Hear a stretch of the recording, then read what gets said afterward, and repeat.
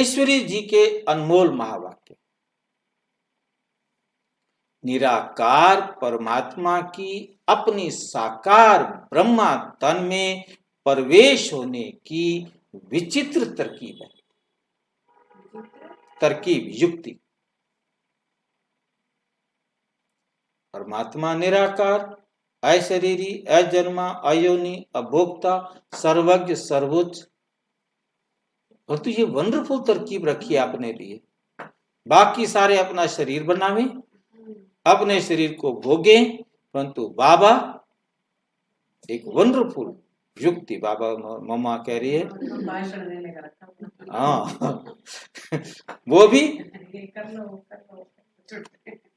सच्ची बनाया तो हमें भी वैसा है, परंतु हम देह में आकर के बन रहे हैं। बना तो अपने समान रहता है, परंतु हम देह में आकर के समस्याएं धीरे धीरे समझते हैं। परंतु बाबा ऑलमाइटी हर वक्त सब कुछ।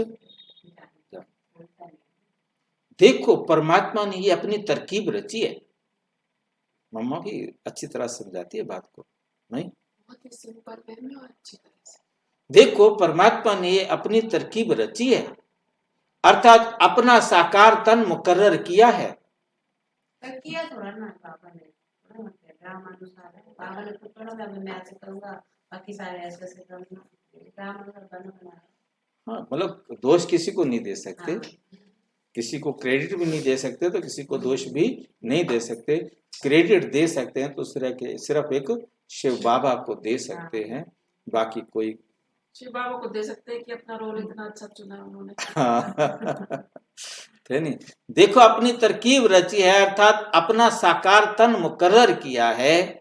जिस प्रकृति का आधार ले आता है, नहीं तो हम साकार मनुष्य आत्माएं निराकार की गोद में कैसे बैठ सकते? उसकी तो गोद ही नहीं।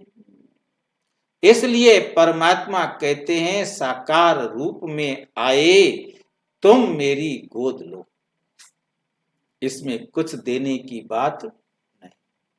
सिर्फ 5 विकार जिन्होंने तुमको दुखी और अशांत बनाया है, उन्हों का संन्यास कर मुझ परमात्मा को निरंतर याद करो। मनसा वाचा कर्मणा मेरे डायरेक्शन पर चलो, तो मैं तेरे पापों को दग्ध करूंगा, ठीक है, और परम धाम में ले चलूंगा। ये है परमात्मा की हम आत्माओं से प्रतिज्ञा। अब अनेक फरमान को फॉलो करना है।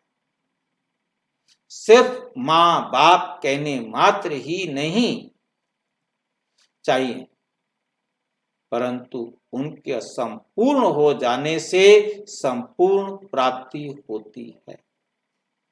थोड़ा संबंध जोड़ेंगे तो थोड़ा मिलेगा। अब जो बाप का धंधा वही बच्चों का धंधा। यहां फारकती की कोई बात नहीं, यहां तलाक की तो कोई बात ही नहीं है। यहां तो 21 पीढ़ी तक उस प्रॉपर्टी को भोगना है। अब इतना जानना है कि इनसे ज्यादा कोई अथॉरिटी नहीं, शिव बाबा से बड़ी कोई अथॉरिटी नहीं।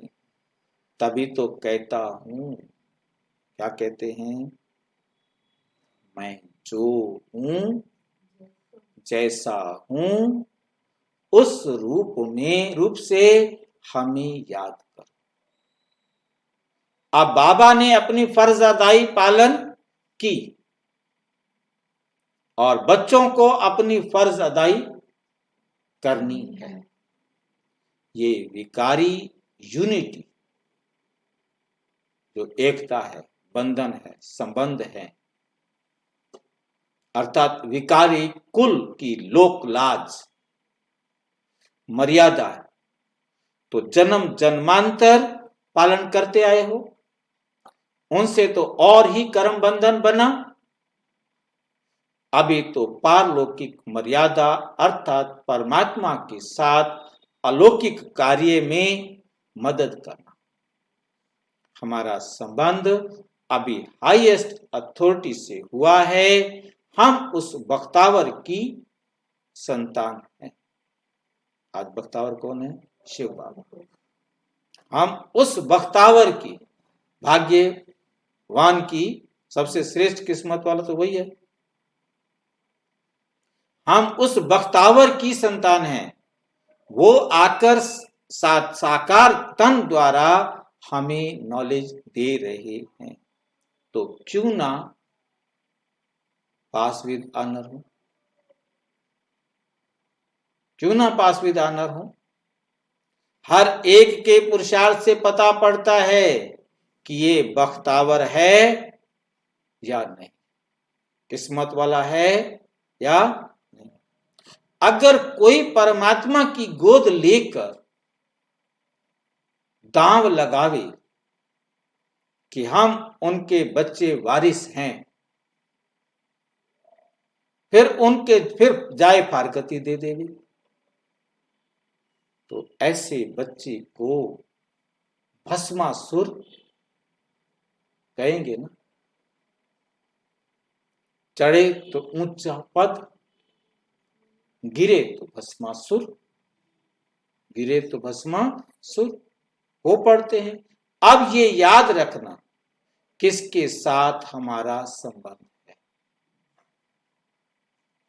जिस संबंध में आने के लिए खुद देवताएं भी इच्छा करते, परमात्मा से मिलने की देवताएं भी क्या करते हैं? इच्छा। वो भी पूजा करते, पुजारी बनते। अच्छा, ओम शांति। और विस्तार से जानने के लिए विश्व में 140 देशों में प्रजापिता ब्रह्मा कुमारी ईश्वरीय विश्वविद्यालय के किसी भी सेवा केंद्र पर संपर्क करें या 9213106986 पर केवल टेलीग्राम करें, फोन नहीं। ओम शांति।